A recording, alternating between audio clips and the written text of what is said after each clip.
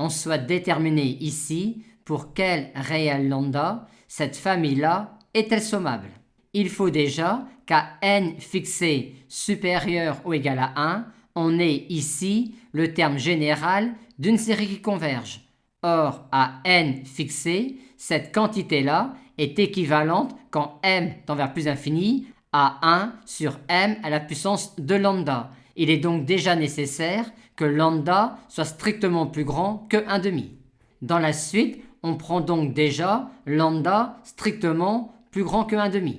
Dans ce cas, pour chaque n supérieur ou égal à 1, on pourra sommer indéfiniment ces réels positifs-là, et cette famille-là est alors sommable si et seulement si AN est le terme général positif d'une série qui converge.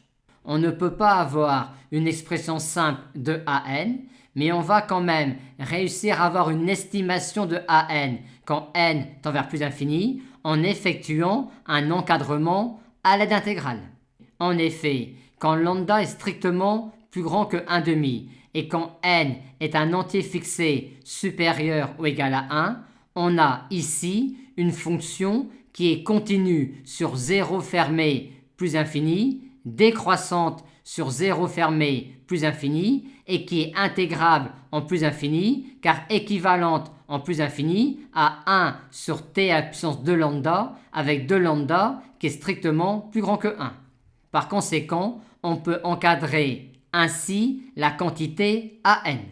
Et on va maintenant essayer d'estimer cette quantité-là quand n tend vers plus infini. Pour cela, on va essayer de faire sortir le n de l'intégrale.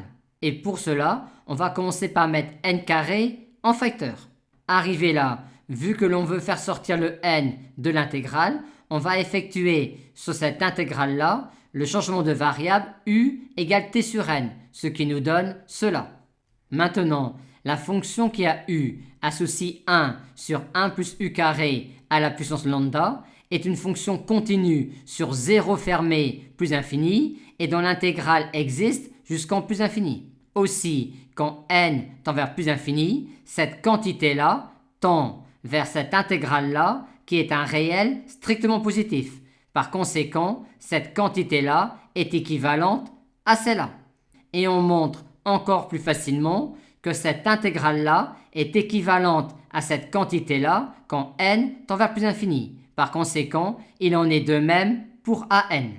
Et on obtient alors que quand lambda est strictement plus grand que 1,5, qui était une condition nécessaire pour espérer avoir cette famille-là sommable, cette famille-là est alors sommable si et seulement si AN est le terme général d'une série qui converge, c'est-à-dire encore, vu l'équivalent de AN obtenu, si et seulement si 2 lambda moins 1 est strictement plus grand que 1, c'est-à-dire si et seulement si lambda est strictement plus grand que 1.